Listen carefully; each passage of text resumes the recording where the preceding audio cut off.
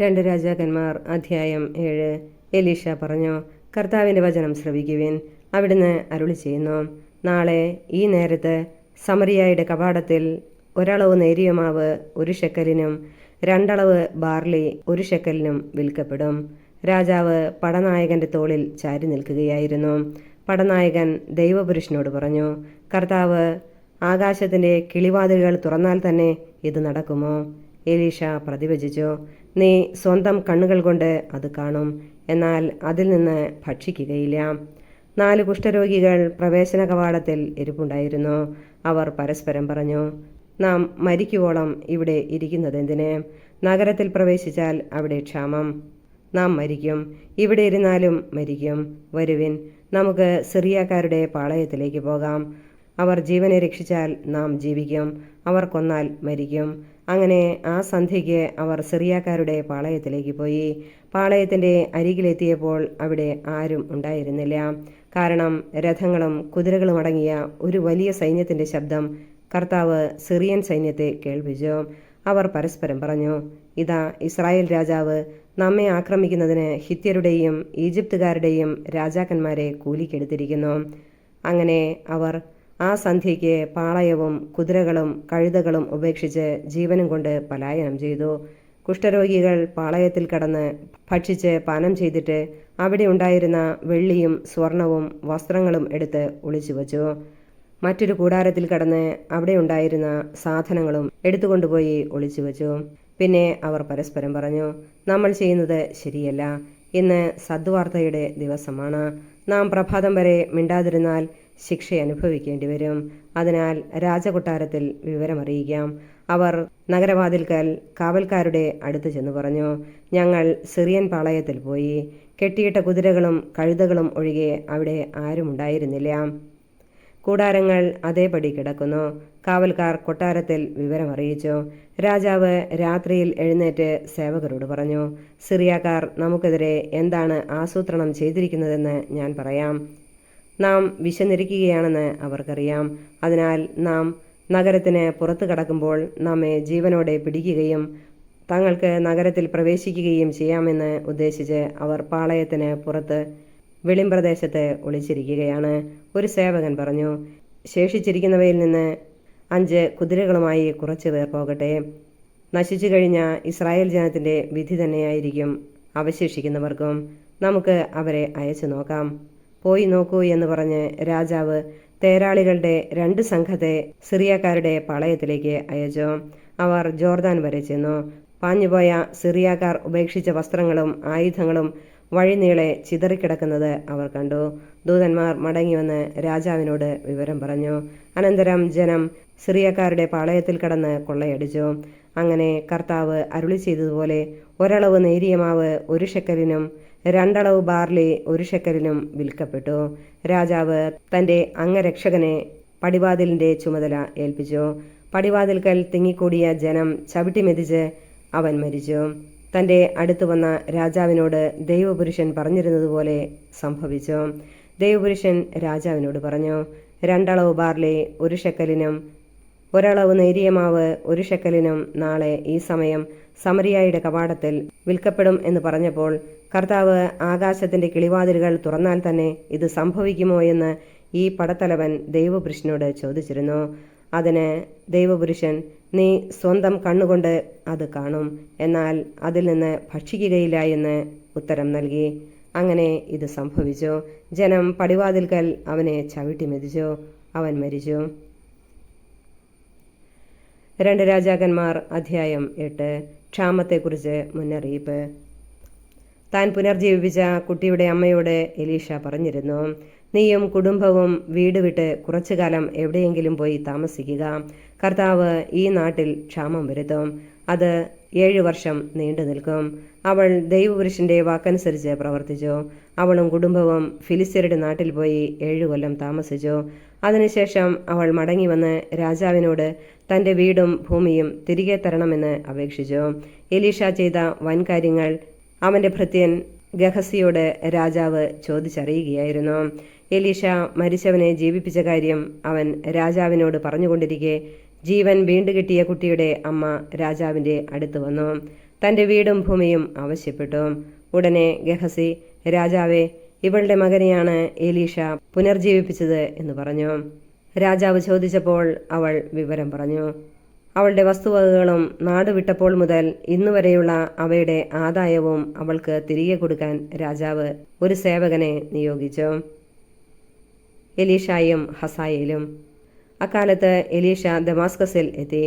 Syria രാജാവായ Ben-Hadad രോഗഗ്രസ്തനായിരുന്നു.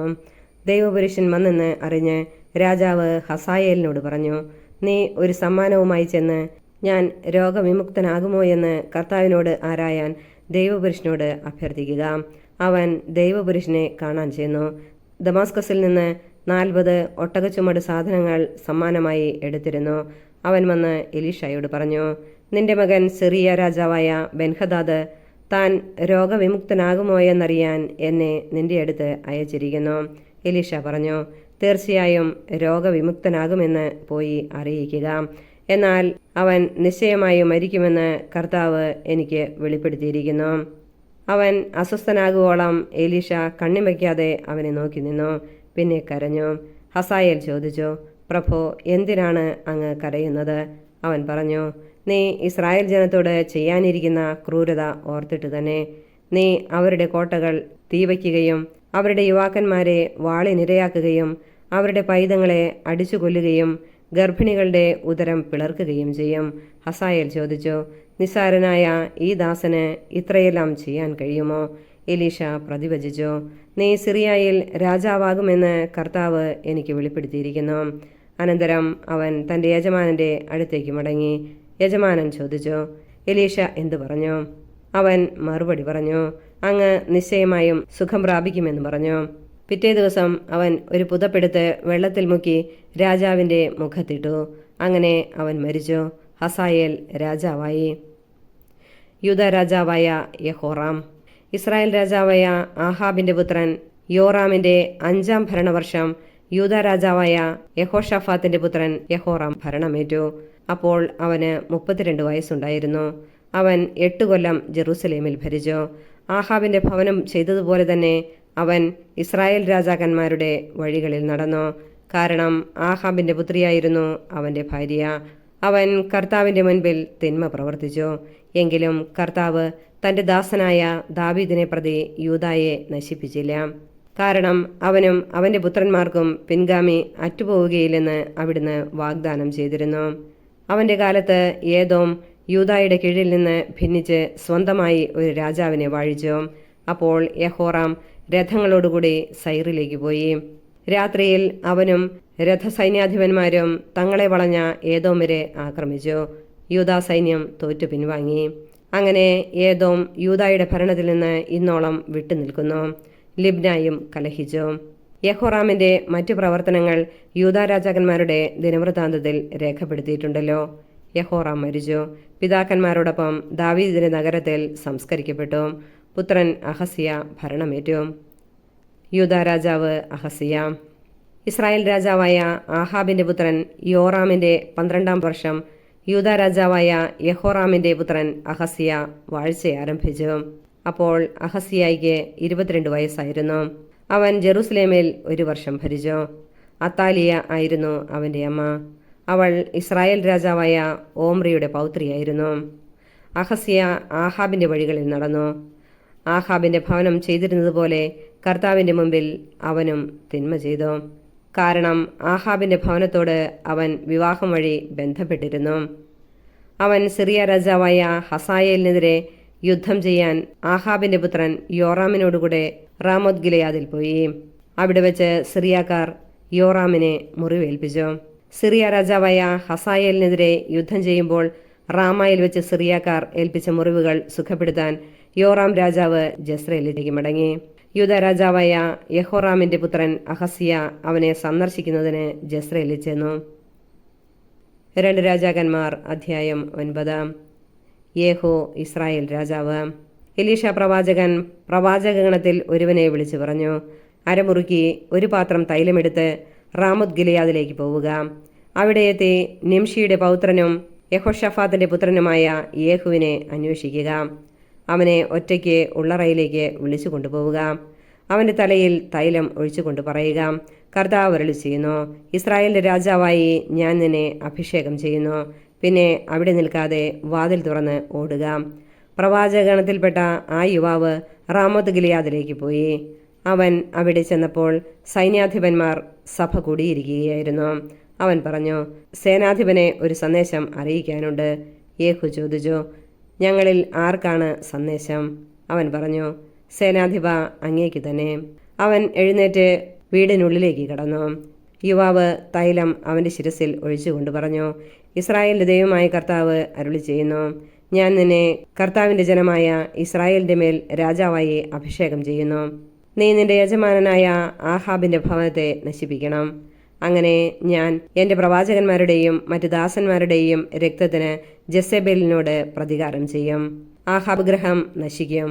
ആഹാബിൻ്റെ ഭവനത്തിന് ഇസ്രായേലിലുള്ള സ്വതന്ത്രനോ അടിമയോ ആയ സകല പുരുഷന്മാരെയും ഞാൻ സംഹരിക്കും.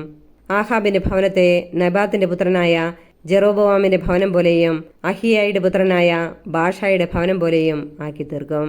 ജെസബേലിനെ നായ്ക്കൾ ജസ്രയേലിന്റെ അതിർത്തിക്കുള്ളിൽ വെച്ച് ഭക്ഷിക്കും. ആരും അവളെ സംസ്കരിക്കുകയില്ല. അനന്തരം അവൻ വാതിൽ തുറന്ന് ഓടിപ്പോയി. യേഹു തൻ്റെ യജമാനന്റെ സേവകന്മാരുടെ അടുത്ത് വന്നപ്പോൾ അവർ ചോദിച്ചു, എന്താണ് വിശേഷം? ആ ഭ്രാന്തൻ എന്തിനാണ് നിന്റെ അടുത്ത് വന്നത്? അവൻ പ്രതിവചിച്ചു, അവനും അവൻ്റെ സംസാര രീതിയും നിങ്ങൾക്ക് പരിചിതമാണല്ലോ. അവർ പറഞ്ഞു, അത് ശരിയല്ല, നീ ഞങ്ങളോട് പറയുക. അപ്പോൾ അവൻ പറഞ്ഞു, ഇസ്രായേലിൻ്റെ രാജാവായി നിന്നെ ഞാൻ അഭിഷേകം ചെയ്യുന്നു എന്ന് കർത്താവ് അരുളി ചെയ്യുന്നു എന്ന് അവൻ എന്നോട് പറഞ്ഞു. അവർ തിടുക്കത്തിൽ തങ്ങളുടെ മേലങ്കി പടിയിൽ വിരിച്ചിട്ട് കാഹളം മുഴക്കി വിളംബരം ചെയ്തു, യേഹു രാജാവായിരിക്കുന്നു, യോറാമിനെയും അഹസ്യായെയും വധിക്കുന്നു.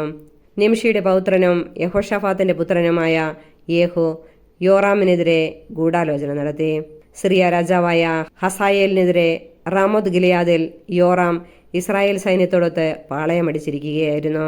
എന്നാൽ സിറിയ രാജാവായ ഹസായേലുമായുണ്ടായ യുദ്ധത്തിൽ സിറിയക്കാർ ഏൽപ്പിച്ച മുറിവുകൾ സുഖപ്പെടുത്താനായി യോറാം രാജാവ് ജസ്രയേലിലേക്ക് മടങ്ങി വന്നിരുന്നു. യേഹു പറഞ്ഞു, നിങ്ങൾ എൻ്റെ കൂടെയാണെങ്കിൽ നഗരം വിട്ട് ആരും ജസ്രയേലിൽ പോയി വിവരം പറയാതിരിക്കട്ടെ. അനന്തരം യേഹു തേരിൽ കയറി ജസ്രയേലിലേക്ക് പോയി. യോറാം അവിടെ കിടക്കുകയായിരുന്നു. യൂദാ രാജാവായ അഹസ്യ യോറാമിനെ സന്ദർശിക്കാൻ വന്നിരുന്നു.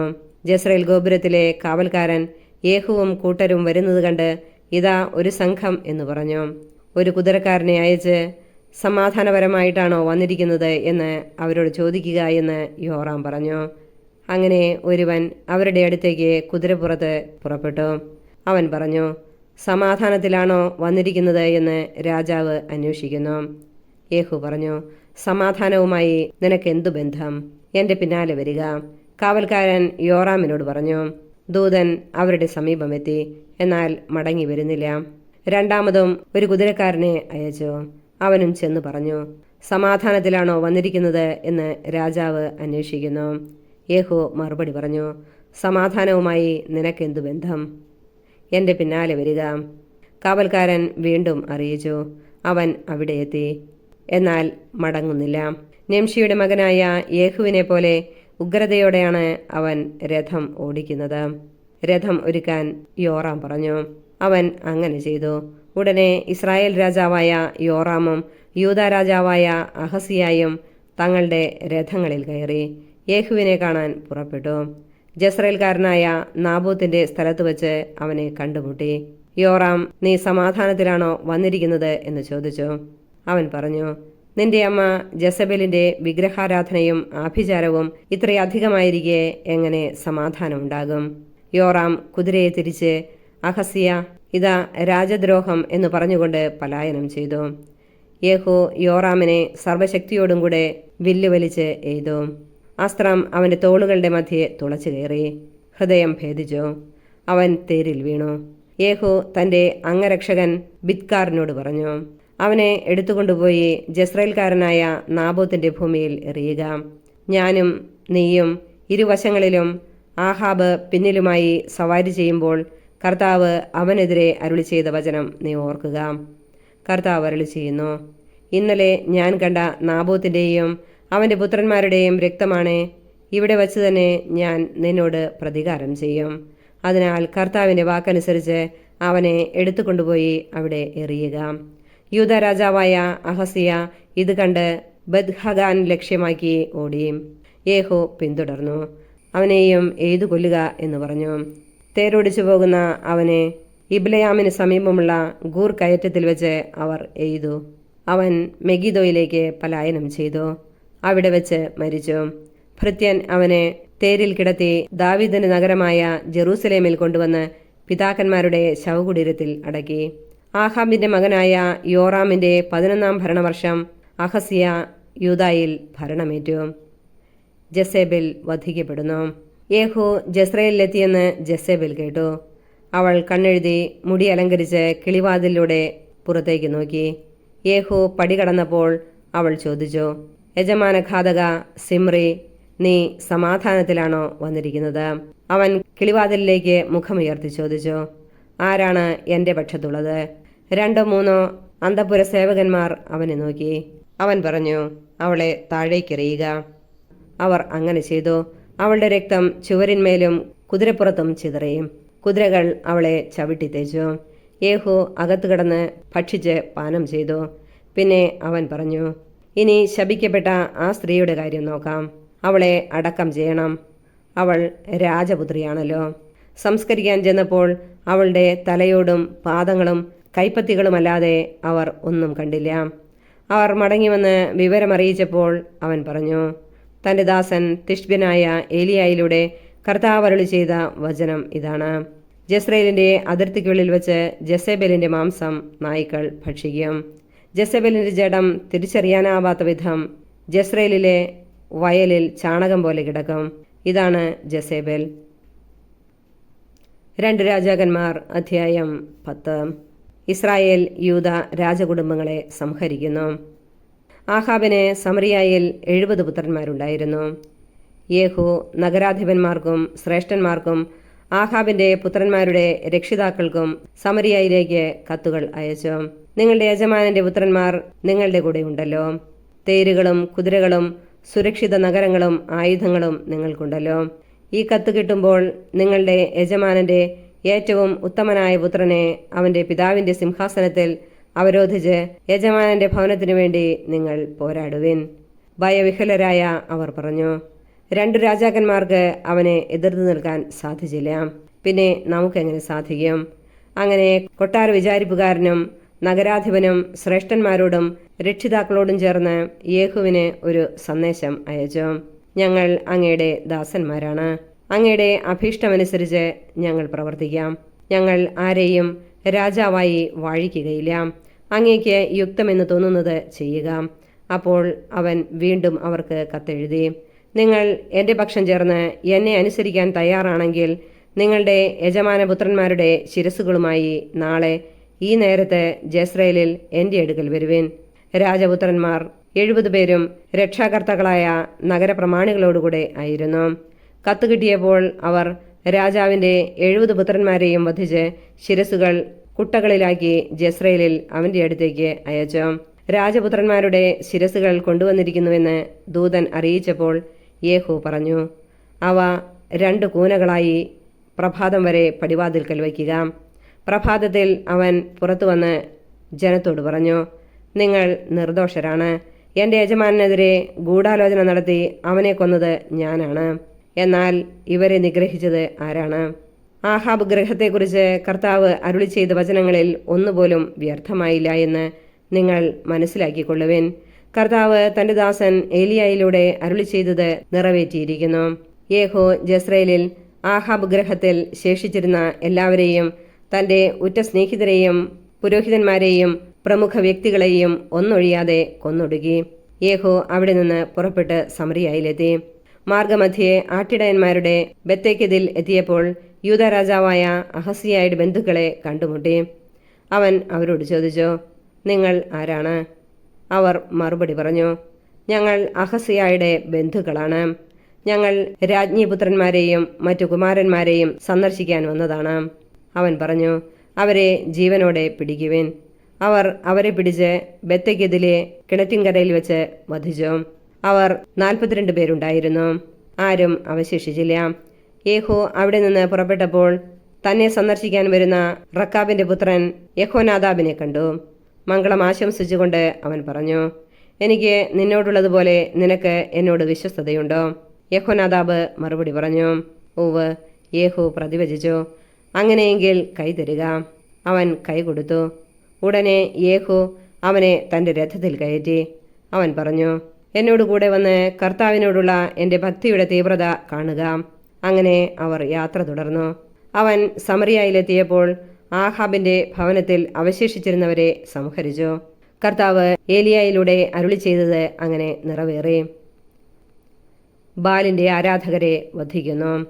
യേഹൂ ജനത്തെ വിളിച്ചുകൂട്ടി അവരോട് പറഞ്ഞു, ആഹാബ് ബാലിനെ കുറച്ചേ സേവിച്ചിട്ടുള്ളൂ, എന്നാൽ യേഹൂ അവനെ അധികം സേവിക്കും. അതിനാൽ ബാലിന്റെ പ്രവാചകന്മാരെയും ആരാധകന്മാരെയും പുരോഹിതന്മാരെയും ഒന്നൊഴിയാതെ എൻ്റെ അടുക്കൽ ഒരുമിച്ച് കൂട്ടുവേൻ. ഞാൻ ബാലിന് ഒരു വലിയ ബലി സമർപ്പിക്കും. വരാത്തവൻ വധിക്കപ്പെടും. ബാലിന്റെ ആരാധകന്മാരെ നശിപ്പിക്കാൻ യേഹൂ പ്രയോഗിച്ച തന്ത്രമായിരുന്നു ഇത്. യേഹൂ കൽപ്പിച്ചു, ബാലിന് ഒരു തിരുനാൾ പ്രഖ്യാപിക്കുവേൻ. അവർ അത് വിളംബരം ചെയ്തു. ഇസ്രായേലിലെങ്ങും അവൻ സന്ദേശമയച്ചു. ബാലിന്റെ ആരാധകരെല്ലാം വന്നു ചേർന്നു. ആരും വരാതിരുന്നില്ല. അവർ ബാലിന്റെ ആലയത്തിൽ പ്രവേശിച്ചു. ആലയം നിറഞ്ഞു കവിഞ്ഞു. അവൻ ചമയപ്പുര വിചാരിപ്പുകാരനോട് പറഞ്ഞു, ബാലിന്റെ ആരാധകർക്ക് അങ്കികൾ കൊണ്ടുവരുവിൻ. അവൻ അവ കൊണ്ടുവന്നു. തുടർന്ന് യേഹൂ റക്കാബിന്റെ പുത്രനായ യഹോനാദാബുമൊത്ത് ബാലിന്റെ ആലയത്തിൽ പ്രവേശിച്ചു. അവൻ ബാലിന്റെ ആരാധകരോട് പറഞ്ഞു, ഇവിടെ ബാലിന്റെ ആരാധകരല്ലാതെ കർത്താവിന്റെ ദാസന്മാർ ആരുമില്ലെന്ന് ഉറപ്പുവരുത്തുവിൻ. അനന്തരം യേഹൂ കാഴ്ചകളും ദഹനബലികളും അർപ്പിക്കുന്നതിന് ഒരുങ്ങി. അവൻ 80 പേരെ പുറത്തു നിർത്തിയിരുന്നു. അവരോട് ഇങ്ങനെ പറഞ്ഞിരുന്നു, ഞാൻ ഏൽപ്പിച്ചു തരുന്ന ആരെയെങ്കിലും രക്ഷപ്പെടാൻ അനുവദിക്കുന്നവൻ തൻ്റെ ജീവൻ നൽകേണ്ടി വരും. ദഹനബലി അർപ്പിച്ചു കഴിഞ്ഞയുടനെ യേഹൂ അംഗരക്ഷകന്മാരോടും സേവകരോടും പറഞ്ഞു, ഉള്ളിൽ കടന്ന് അവരെ വധിക്കുക. ആരും രക്ഷപ്പെടരുത്. അവർ അവരെ വാളിനിരയാക്കി വെളിയിലെറിഞ്ഞതിനു ശേഷം ബാൽഗ്രഹത്തിന്റെ ഉൾമുറിയിൽ പ്രവേശിച്ച് അവിടെയുണ്ടായിരുന്ന സ്തംഭം പുറത്തു കൊണ്ടുവന്ന് അഗ്നിക്കിരയാക്കി. അങ്ങനെ ബാലിന്റെ ആലയവും സ്തംഭവും നശിപ്പിച്ച് അത് ഒരു വിസർജന സ്ഥലമാക്കി മാറ്റി. അത് ഇന്നും അങ്ങനെ തന്നെ. അങ്ങനെ യേഹൂ ബാലിനെ ഇസ്രായേലിൽ നിന്ന് നിർമ്മാർജ്ജനം ചെയ്തു. എന്നാൽ യേഹൂ നെബാത്തിന്റെ പുത്രനായ ജെറോബോവാം ഇസ്രായേലിനെ കൊണ്ട് ചെയ്യിച്ച പാപങ്ങളിൽ നിന്ന് പിന്മാറിയില്ല. ബഥേലിലും ദാനിലും ഉണ്ടായിരുന്ന സ്വർണ്ണ കാളക്കുട്ടികളെ അവൻ ആരാധിച്ചു. കർത്താവ് യേഹുവിനോട് പറഞ്ഞു, നീ എൻ്റെ ദൃഷ്ടിയിൽ നന്മ പ്രവർത്തിക്കുകയും എൻ്റെ ഇംഗിതമനുസരിച്ച് ആഹാബിന്റെ ഭവനത്തോട് വർത്തിക്കുകയും ചെയ്തതിനാൽ നിന്റെ പുത്രന്മാർ 4 തലമുറ വരെ ഇസ്രായേലിന്റെ സിംഹാസനത്തിൽ വാഴും. എന്നാൽ യേഹൂ പൂർണ്ണ ഹൃദയത്തോടെ ഇസ്രായേലിന്റെ ദൈവമായ കർത്താവിന്റെ നിയമത്തിൽ വ്യാപരിക്കാൻ ശ്രദ്ധിച്ചില്ല. ജെറോബോവാം ഇസ്രായേലിനെ കൊണ്ട് ചെയ്യിച്ച പാപങ്ങളിൽ നിന്ന് അവൻ പിന്മാറിയില്ല. യേഹുവിന്റെ മരണം. അക്കാലത്ത് കർത്താവ് ഇസ്രായേലിന്റെ ഭാഗങ്ങളെ വിച്ഛേദിച്ചു തുടങ്ങി. ഹസായേൽ ഇസ്രായേലിനെ അതിർത്തി പ്രദേശങ്ങളിൽ പരാജയപ്പെടുത്തി. കിഴക്ക് ജോർദാൻ മുതൽ ഗിലെയാദ് ദേശം മുഴുവനും ഗാദിന്റെയും റൂബന്റെയും മനാസയുടെയും പ്രദേശങ്ങളും അർണോന്റെ താഴ്വരയ്ക്ക് സമീപമുള്ള അരോവർ മുതൽ ഗിലെയാദും ബാഷാനും വരെയും അവൻ കീഴടക്കി. യേഹുവിന്റെ മറ്റു പ്രവർത്തനങ്ങളും അവന്റെ ശക്തിപ്രഭാവവും ഇസ്രായേൽ രാജാക്കന്മാരുടെ ദിനവൃത്താന്തത്തിൽ എഴുതപ്പെട്ടിട്ടുണ്ടല്ലോ. യേഹൂ തന്റെ പിതാക്കന്മാരോട് ചേർന്നു സമരിയായിൽ സംസ്കരിക്കപ്പെട്ടു. അവന്റെ പുത്രൻ യഹോവാഹാസ് ഭരണമേറ്റു. യേഹൂ സമറിയായിൽ ഇസ്രായേലിനെ ഭരിച്ചത് 28 വർഷമാണ്. 2 രാജാക്കന്മാർ അധ്യായം 11. യൂദാരാജ്ഞി അത്താലിയ. അഹസിയായുടെ അമ്മ അത്താലിയ മകൻ മരിച്ചു എന്ന് കേട്ടപ്പോൾ രാജകുടുംബത്തെ സമൂലം നശിപ്പിച്ചു. എന്നാൽ അഹസിയായുടെ സഹോദരിയും യോറാം രാജാവിന്റെ പുത്രിയുമായ യഹോഷേബ രാജകുമാരന്മാർ വധിക്കപ്പെടുന്നതിനു മുൻപ് അഹസിയായുടെ പുത്രൻ യോവാഷിനെ ധാത്രിയോടൊപ്പം കിടക്കറയിൽ ഒളിപ്പിച്ചു. അങ്ങനെ അവൻ വധിക്കപ്പെട്ടില്ല. അത്താലിയയുടെ 6 കൊല്ലത്തെ ഭരണകാലം അത്രയും അവൻ കർത്താവിന്റെ ഭവനത്തിൽ ധാത്രിയോടുകൂടെ ഒളിവിൽ വസിച്ചു. 7-ാം വർഷം യഹോയാദ കെരേത്യരുടെയും അംഗരക്ഷകരുടെയും നായകന്മാരെ കർത്താവിന്റെ ഭവനത്തിലേക്ക് വിളിപ്പിച്ചു. അവിടെ അവൻ അവരെ കൊണ്ട് സത്യം ചെയ്യിക്കുകയും അവരുമായി ഉടമ്പടി ഉറപ്പിക്കുകയും ചെയ്തു. അനന്തരം അവൻ രാജകുമാരനെ അവർക്ക് കാണിച്ചു കൊടുത്തു. അവൻ കൽപ്പിച്ചു, നിങ്ങൾ ചെയ്യേണ്ടത് ഇതാണ്: സാപത്തിൽ തവണയ്ക്ക് വരുന്ന 1/3 ആളുകൾ കൊട്ടാരം കാക്കണം. ഒരു വിഭാഗം സൂർ കവാടത്തിലും 3 ഭാഗം അംഗരക്ഷകന്മാരുടെ പുറകിലുള്ള കവാടത്തിലും നിൽക്കണം. സാപത്തിൽ തവണമിടുന്ന 2 വിഭാഗങ്ങൾ ആയുധമേന്തി കർത്താവിൻ്റെ ആലയത്തിൽ എപ്പോഴും രാജാവിനോടൊപ്പം ഉണ്ടായിരിക്കണം. സൈന്യത്തെ സമീപിക്കുന്നവൻ ആരായാലും അവൻ കൊല്ലപ്പെടണം. നായകന്മാർ പുരോഹിതൻ യെഹോയാദായുടെ കൽപ്പന അനുസരിച്ചു. അവർ സാപത്തിൽ തവണ വന്നവരും വിട്ടവരുമായ തങ്ങളുടെ സൈന്യത്തെ അവൻ്റെ അടുക്കൽ കൊണ്ടുവന്നു. പുരോഹിതൻ കർത്താവിൻ്റെ ഭവനത്തിൽ സൂക്ഷിച്ചിരുന്ന ദാവീദ് രാജാവിൻ്റെ കുന്തങ്ങളും പരിചകളും നായകന്മാരെ ഏൽപ്പിച്ചു. കാവൽഭടന്മാർ ആയുധധാരികളായി തെക്കുവശം മുതൽ വടക്കുവശം വരെ ബലിപീഠത്തിനും ആലയത്തിനും ചുറ്റും നിലകൊണ്ടു. അനന്തരം അവൻ രാജകുമാരനെ പുറത്തു കൊണ്ടുവന്നു. കിരീടമണിയിച്ച് അധികാരപത്രവും നൽകി. അവർ അവനെ രാജാവായി പ്രഖ്യാപിച്ച് അഭിഷേകം ചെയ്തു. അവർ കരഘോഷത്തോടെ രാജാവ് നീണാൾ വാഴട്ടെ എന്ന് ഉദ്ഘോഷിച്ചു. കർത്താവിൻ്റെ ആലയത്തിൽ ജനത്തിൻ്റെയും കാവൽക്കാരുടെയും ശബ്ദം കേട്ട് അത്താലിയ അങ്ങോട്ട് ചെന്നു. രാജാവ് ആചാരമനുസരിച്ച് തൂണിൻ്റെ സമീപം നിൽക്കുന്നത് അവൾ കണ്ടു. സേനാനായകന്മാരും കാഹളം മുഴക്കുന്നവരും രാജാവിൻ്റെ അടുത്ത് നിന്നിരുന്നു. ജനങ്ങളെല്ലാം ആനന്ദഭരിതരായി കാഹളം മുഴക്കിക്കൊണ്ടിരുന്നു. അത്താലിയ വസ്ത്രം കീറി, രാജദ്രോഹം, രാജദ്രോഹം എന്ന് വിളിച്ചു പറഞ്ഞു. പുരോഹിതൻ യെഹോയാദ സേനാപതികളോട് കൽപ്പിച്ചു, അവളെ സൈന്യനിരകളുടെ ഇടയിലൂടെ പുറത്തു കൊണ്ടുവരുവിൻ. അവളുടെ പക്ഷം ചേരുന്നവരെ വാളിനിരയാക്കുവിൻ. ദേവാലയത്തിൽ വെച്ച് അവളെ വധിക്കരുത്. അവർ അവളെ പിടിച്ച് കൊട്ടാരത്തിൻ്റെ അശ്വകവാടത്തിങ്കൽ കൊണ്ടുവന്ന് അവിടെ വച്ച് വധിച്ചു. തങ്ങൾ കർത്താവിൻ്റെ ജനം ആയിരിക്കും എന്ന് രാജാവിനെയും ജനത്തെയും കൊണ്ട് കർത്താവുമായി യെഹോയാദ ഉടമ്പടി ചെയ്യിച്ചു. രാജാവും ജനവും തമ്മിലും ഉടമ്പടി ചെയ്യിച്ചു. ദേശത്തെ ജനം ഒരുമിച്ച് ബാൽ ഭവനത്തിൽ കടന്ന് അത് തകർത്തു. ബലിപീഠവും വിഗ്രഹങ്ങളും തച്ചുടയ്ക്കുകയും ബാലിൻ്റെ പുരോഹിതൻ മത്താനെ ബലിപീഠത്തിന് മുൻപിൽ വെച്ച് കൊല്ലുകയും ചെയ്തു. അനന്തരം പുരോഹിതൻ കർത്താവിൻ്റെ ഭവനം സൂക്ഷിക്കാൻ കാവൽക്കാരെ ഏർപ്പെടുത്തി. അവൻ കാവൽ സൈന്യത്തിൻ്റെ കവാടത്തിലൂടെ പടനായകന്മാർ, കരീത്യർ, കാവൽക്കാർ എന്നിവരുടെയും ജനത്തിൻ്റെയും അകമ്പടിയോടെ രാജാവിനെ ദേവാലയത്തിൽ കൊട്ടാരത്തിലേക്ക് കൊണ്ടുവന്നു. അവൻ സിംഹാസനത്തിൽ ഉപവിഷ്ടനായി. ജനം ആഹ്ലാദഭരിതരായി. കൊട്ടാരത്തിൽ വെച്ച് അത്താലിയ വധിക്കപ്പെട്ടപ്പോൾ നഗരം ശാന്തമായി. ഭരണമേൽക്കുമ്പോൾ യോവാഷിന് 7 വയസ്സായിരുന്നു. 2 രാജാക്കന്മാർ അധ്യായം 12. യോവാഷ് യൂദ രാജാവ്. യേഹുവിൻ്റെ 7-ാം ഭരണവർഷം യോവാഷ് വാഴ്ച തുടങ്ങി. അവൻ ജെറൂസലേമിൽ 40 വർഷം വാണു. ബേർഷബക്കാരി സിബിയ ആയിരുന്നു അവൻ്റെ മാതാവ്. പുരോഹിതൻ യെഹോയാദായുടെ ശിക്ഷണത്താൽ യോവാഷ് കർത്താവിൻ്റെ മുൻപിൽ നീതിപൂർവം വർത്തിച്ചു. എങ്കിലും അവൻ പൂജാഗിരികൾ നശിപ്പിച്ചില്ല. ജനം അവിടെ ബലിയർപ്പണവും ധൂപാർച്ചനയും നടത്തി.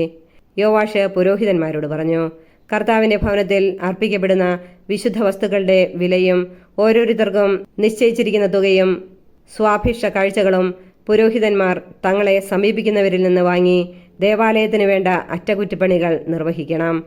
യോവാഷിൻ്റെ 23-ാം ഭരണവർഷം വരെ പുരോഹിതന്മാർ ദേവാലയത്തിന് അറ്റകുറ്റപ്പണികൾ ഒന്നും ചെയ്തില്ല.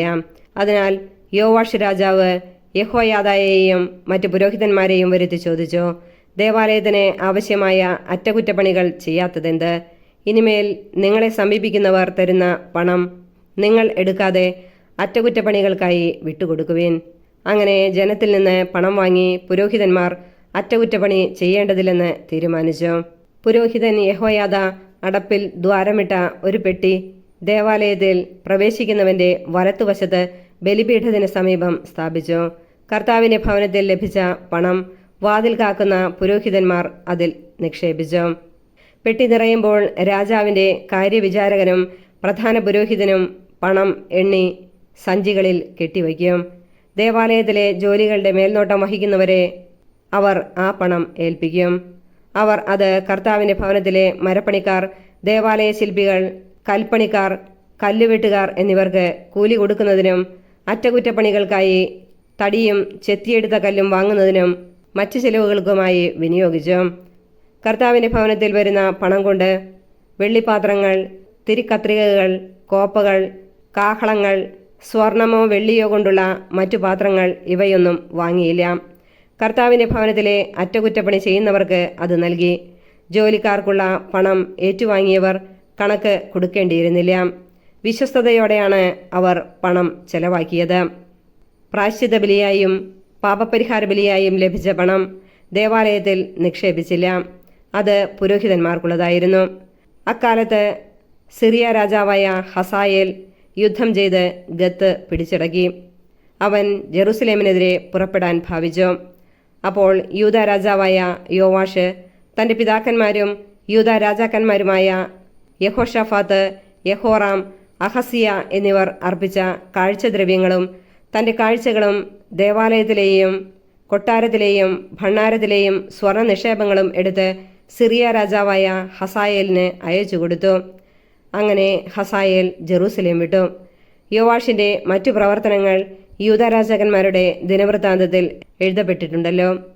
യോവാഷ് സില്ലായിലേക്ക് പോകും വഴി മില്ലോയിലുള്ള ഭവനത്തിൽ വെച്ച് ഭൃത്യന്മാർ ഗൂഢാലോചന നടത്തി അവനെ വധിച്ചു. ഷിമേയാത്തിൻ്റെ പുത്രൻ യോസാക്കറും ഷോമാറിൻ്റെ മകൻ യഹോസദാബുമാണ് അവനെ വധിച്ചത്. അവനെ ദാവീദിന്റെ നഗരത്തിൽ പിതാക്കന്മാരോടുകൂടെ സംസ്കരിച്ചു. പുത്രൻ അമാസിയ രാജാവായി.